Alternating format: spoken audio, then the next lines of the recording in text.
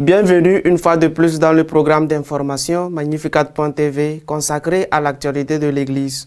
Nous sommes le mercredi 20 mars 2024. Voici nos titres. Le pape a ordonné la création de 10 commissions chargées d'examiner les questions litigieuses qui ont émergé de la première partie du synode de la synodalité. L'évêque chargé des vocations en Irlande a nié que la fin du célibat soit la solution au manque de vocations sacerdotales. Le cardinal Parolin est intervenu pour clarifier les propos du pape concernant les négociations de paix entre la Russie et l'Ukraine. L'Irlande a décidé par référendum de ne pas modifier la notion de famille et le rôle des femmes au foyer dans sa constitution. Le pape a ordonné que les questions litigieuses soulevées lors du synode sur la synodalité soient étudiées par des commissions plutôt que par le synode lui-même. Le pape a envoyé une lettre au cardinal Kresch, secrétaire général du synode, lui demandant d'organiser 10 commissions d'études sur les questions qui se sont avérées litigieuses lors de la première étape du synode sur la synodalité. Les conclusions devraient être prêtes pour juin 2025. Dans la lettre adressée au cardinal Kresch, le pape indique que le rapport de synthèse énumère de nombreuses questions théologiques importantes, toutes liées à des décrets divers au renouveau synodal de l'Église et non dépourvues d'implications juridiques et pastorales. Ces questions, de par leur nature même, ont besoin d'une étude approfondie. Comme il ne sera pas possible de mener à bien cette étude au cours de la deuxième session, qui se tiendra du 2 au 27 octobre 2024, le pape a déclaré « Je fais en sorte qu'elle soit confiée à des groupes d'études spécifiques afin qu'elle puisse être examinée comme il se doit. » Le pape a indiqué que les groupes d'études présenteront un premier rapport sur leur activité lors de la deuxième session et s'efforceront si possible de conclure leur mandat d'ici juin 2025. Cette démarche permettra à l'Assemblée lors de sa deuxième session de se concentrer plus facilement sur le thème général que je lui ai assigné à l'époque et qui peut maintenant se résumer à la question « Comment être une Église synodale en mission ?» Les 10 thèmes exposés par le pape sont les suivants. Quelques aspects concernant les relations entre les églises catholiques orientales et l'église latine. Écoutez le cri des pauvres. La mission dans l'environnement numérique. La révision des normes pour la sélection des candidats au sacerdoce. La révision des normes de sélection des candidats à la prêtrise et de certaines questions théologiques et canoniques concernant des formes ministérielles spécifiques, y compris le diaconat féminin. La révision des relations entre les évêques, la vie consacrée et les agrégations ecclésiales. Certains aspects de la figure et du ministère de l'évêque en particulier. Les questions de sélection des candidats à l'épiscopat. Le rôle des représentants pontificaux dans une perspective synodale missionnaire, les critères théologiques et les méthodologies synodales pour un discernement partagé sur les questions doctrinales, pastorales et éthiques controversées, la réception des fruits du voyage œcuménique dans la pratique ecclésiale. La solution à la crise des vocations sacerdotales ne réside pas dans la fin du célibat, a déclaré l'évêque en charge des vocations en Irlande. Monseigneur Cullinan, évêque de Waterford et Lismore et président du Conseil des vocations de la Conférence épiscopale irlandaise, a averti que la solution au manque des vocations sacerdotales, évident dans le pays, ne réside pas dans l'abolition du célibat et l'ordination des hommes mariés. Les compromis entre la famille et la paroisse peuvent provoquer une bataille du cœur pour les prêtres mariés, a déclaré l'évêque, mettant en garde contre une solution rapide au problème du manque de vocation. Monseigneur Cullinan a déclaré que beaucoup de gens présentent cela comme une solution, mais il faut s'asseoir et réfléchir très attentivement. Lors de ma conversation avec une femme du clergé protestant, elle m'a dit que dans tous les mariages de ministres protestants, il y a toujours un conflit entre les engagements familiaux et paroissiaux. Que faire lorsque le fils ou la fille veut faire du sport et qu'il y a un événement paroissial à ce moment-là? Un dilemme se pose. Vous avez cette bataille dans votre cœur, vous devez vous donner complètement à votre paroisse ou vous donner complètement à votre famille. En plus de cela, bien sûr, combien de mariages se brisent aujourd'hui? Pensons-nous sérieusement que si les prêtres pouvaient se marier, les choses seraient différentes? Que faisons-nous alors si nous avons quelqu'un qui est séparé de sa femme et qui essaye d'exercer son ministère dans une paroisse? L'Irlande souffre d'une très forte diminution du nombre de prêtres qu'elle ne peut compenser par de nouvelles vocations. L'un de ces diocèses n'a pas célébré d'ordination sacerdotale depuis plus de 10 ans. Le cardinal Parolin a précisé que le pape ne demande pas à l'Ukraine de se rendre à la Russie, mais d'avoir le courage d'entamer des négociations de paix. La controverse continue de faire rage après les propos tenus par le pape François sur la guerre en Ukraine devant une chaîne de télévision suisse. Le président ukrainien Volodymyr Zelensky a reproché au pape d'essayer de servir de médiateur entre ceux qui veulent vivre et ceux qui veulent nous détruire. La Commission européenne a également répondu au pape en lui assurant que la paix ne dépendait pas de l'Ukraine mais de Poutine. Le cardinal Parolin a tenté d'expliquer le sens des propos de François, comme le rappelle le directeur du bureau de presse du Vatican, citant les paroles du Saint-Père du 25 février. L'appel du pontife est de créer les conditions d'une solution diplomatique à la recherche d'une paix juste et durable. En ce sens, il est évident que la création de ces conditions n'est pas de la responsabilité d'une seule partie, mais des deux, et la première condition me semble être précisément de mettre fin à l'agression. Nous ne devons jamais oublier le contexte et, dans ce cas, la question posée au pape, qui a appelé de négociation et, en particulier, de la valeur de la négociation qui n'est jamais une capitulation, ajoute-t-il. Le Saint-Siège poursuit dans cette voie et continue d'appeler à un cessez-le-feu, et les agresseurs devraient être les premiers à cesser le feu et donc à l'ouverture des négociations. Le Saint-Père explique que négocier n'est pas une faiblesse mais une force. Ce n'est pas de la capitulation mais du courage, a conclu le secrétaire d'État. L'Irlande a voté par référendum en faveur du maintien dans la Constitution du concept traditionnel de la famille et du rôle des femmes au foyer. De manière inattendue, les électeurs irlandais ont voté non lors des référendums du 8 mars, marquant ainsi un réveil puissant pour les propositions de changement constitutionnel qui abordaient des questions cruciales telles que la définition de la famille. Lors des 2 référendums organisés le 8 mars sur la modification de la Constitution irlandaise, les électeurs irlandais ont, à la surprise générale, voté non.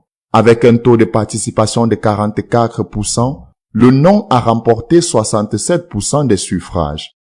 Le gouvernement avait proposé de séparer la définition de la famille de l'institution du mariage et de la fonder sur des relations durables conformément à la recommandation d'un conseil citoyen sur l'égalité des sexes. En outre, un article mettant l'accent sur le travail domestique des mères devait être supprimé et l'éducation et les soins devaient être attribués aux membres de la famille en général. La Constitution stipule désormais que l'État s'engage à préserver l'institution du mariage sur laquelle la famille est fondée en lui accordant une attention particulière et en la protégeant contre les attaques. Le gouvernement avait proposé d'insérer une demi-phrase selon laquelle l'État devrait reconnaître que la famille, qu'elle soit fondée sur le mariage ou sur d'autres relations durables, constitue l'unité fondamentale de la société. Par conséquent, la phrase selon laquelle le mariage est la pierre angulaire de la famille aurait dû être supprimée de la Constitution. Le deuxième amendement concerne le domaine des soins. La Constitution irlandaise reconnaît désormais qu'en vivant au foyer, les femmes apportent à l'État un soutien sans lequel le bien commun ne peut être atteint. Il est donc du devoir de l'État de veiller à ce que les mères ne soient pas contraintes par la nécessité économique de travailler à l'extérieur du foyer afin de remplir leurs devoirs au foyer. Les deux articles auraient dû être supprimés et remplacés par la formulation suivante. L'État reconnaît que la fourniture de soins par les membres de la famille, en raison de leurs liens mutuels, apporte à l'État un soutien sans lequel le bien commun ne peut être atteint. L'État s'efforce de soutenir cette prise en charge. Notre éditorial de cette semaine est consacré à commenter les solutions proposées à la crise entre le Vatican et les évêques allemands. Le pape a décidé que la prochaine session du synode des évêques, la deuxième sur le thème de la synodalité, qui aura lieu, si Dieu le veut, en octobre, ne traitera d'aucun point, d'aucun argument conflictuel. Il a envoyé une lettre au cardinal grec, qui est le secrétaire, le président du secrétariat du synode, lui demandant de constituer 10 commissions d'études qui se consacreront précisément à travailler sur ces questions conflictuelles. Certaines plus et d'autres moins, mais en étant conscient qu'il est impossible qu'au mois d'octobre ces commissions aient pu offrir quelque chose de fini, au moins de suffisamment fini aux membres du synode. En effet, 4 mois se sont écoulés depuis la fin du synode. Si l'on tient compte du fait qu'il commence en octobre, il reste très peu de temps et, avec l'été entre les deux, la constitution de ces commissions n'a pas été faite avant, ce qui aurait peut-être dû être fait, et c'est maintenant qu'elles commencent. Les commissions vont commencer à se préparer.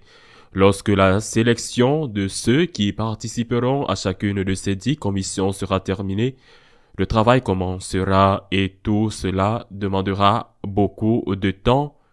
C'est pourquoi le pape a dit dans la lettre qu'il a envoyée au cardinal grec qu'il est convaincu qu'en octobre, ces commissions seront constituées et pourront donner au synode un simple rapport sur ce qu'elles ont fait jusqu'à présent et qu'il est convaincu que d'ici le 25 juin, elles seront à mesure d'avoir un document prêt, un document final. Il dit lui-même dans la lettre si cela est possible. Je le répète, le pape a désamorcé la mèche de ce que l'on pensait ou de ce que certains pensaient être un synode révolutionnaire. En fait, dans sa lettre, le pape dit que les synodes pourront ainsi se consacrer à la réflexion sur la manière dont l'Église peut être synodale dans sa mission. Bien sûr, c'est une question importante, mais ce n'est certainement pas a priori une question de conflit. Il faudra voir ce qui se passera par la suite. En l'occurrence, il n'est plus de la même importance qu'il y ait des laïcs avec droit de vote au synode, et je dis qu'il n'est plus de la même importance parce que l'une des critiques formulées l'année dernière à propos de ces laïcs avec droit de vote était que beaucoup d'entre eux n'avaient pas la compétence théologique suffisante pour pouvoir se prononcer sur des questions aussi importantes que le sacerdoce féminin, par exemple, ou la licéité des relations sexuelles au sein des couples irréguliers. Dans ce cas, il s'agit d'une question mineure. La mèche révolutionnaire du synode a, à mon avis, été désactivée et nous verrons ce qui se passera en octobre. Le pape a décidé, il a lui-même choisi les thèmes de ces commissions.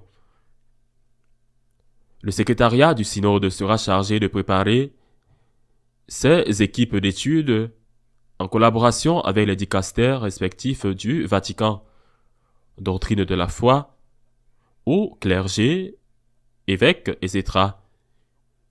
Œcuménisme, eh bien, le nom des commissions nous dit déjà très bien quels sont les problèmes que le pape considère comme essentiels à affronter.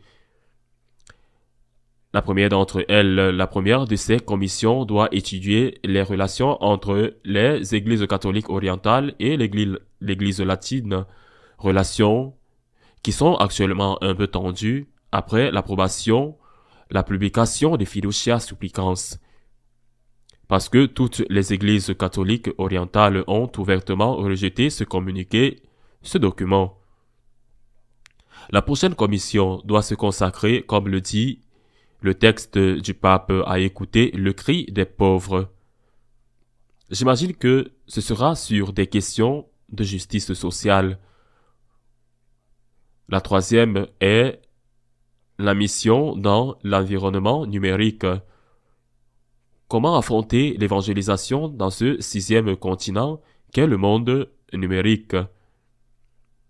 Ensuite, la révision des critères de formation des prêtres.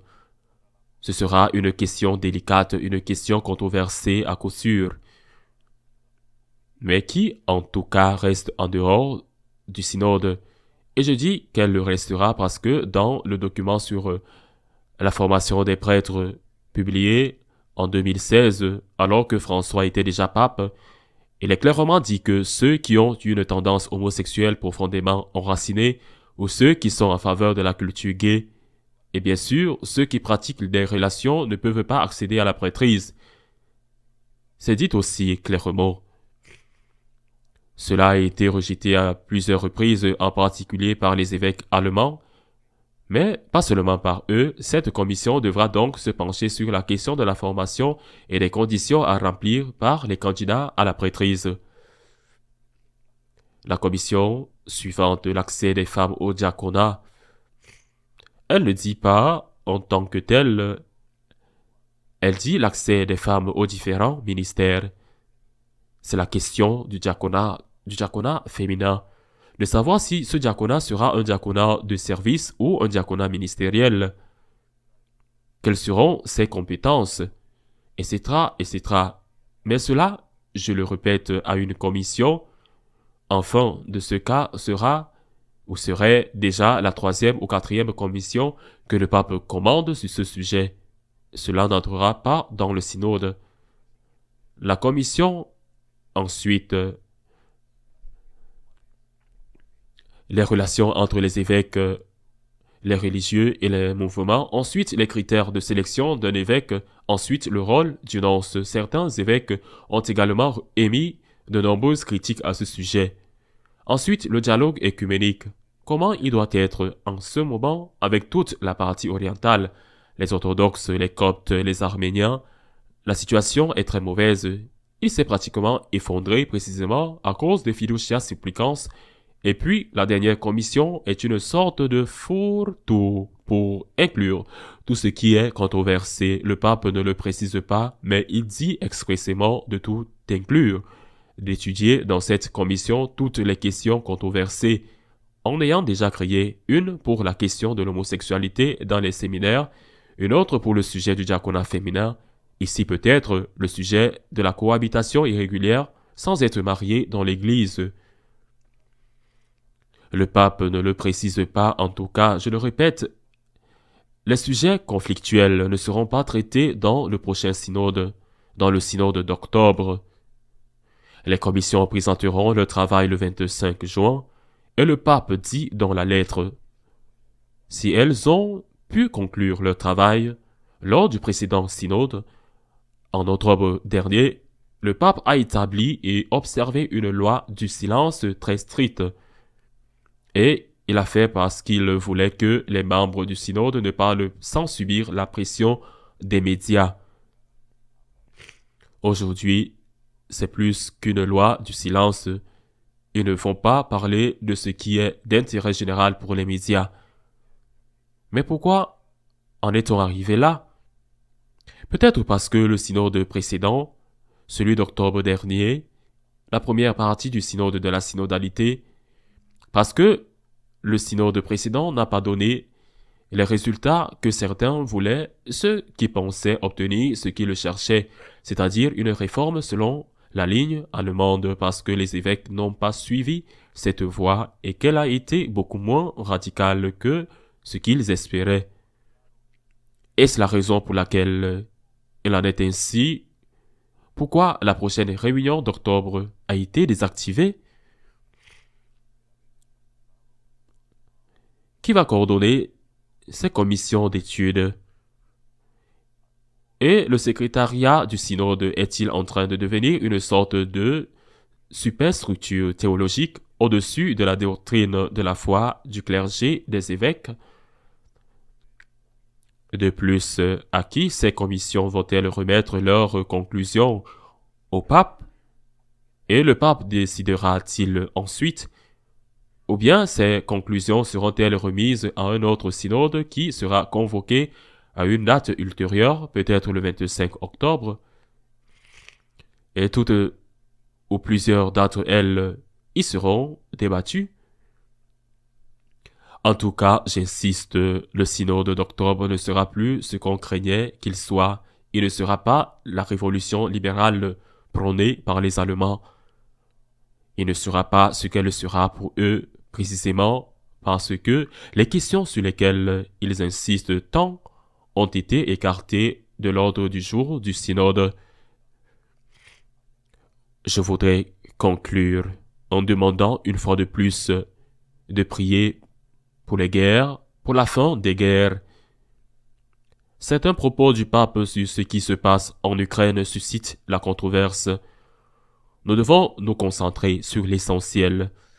Nous devons demander la paix. Nous devons demander la paix en Ukraine, la paix en Terre Sainte. Nous devons demander la paix, bien sûr la paix et la justice.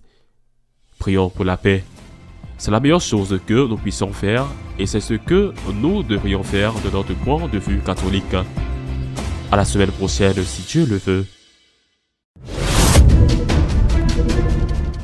Si vous souhaitez être au courant des nouvelles sur l'Église, vous pouvez le faire à partir de notre page d'information magnificat.tv. Nous continuerons à vous tenir informés de ce qui se passe dans l'Église. À la semaine prochaine, si Dieu le veut.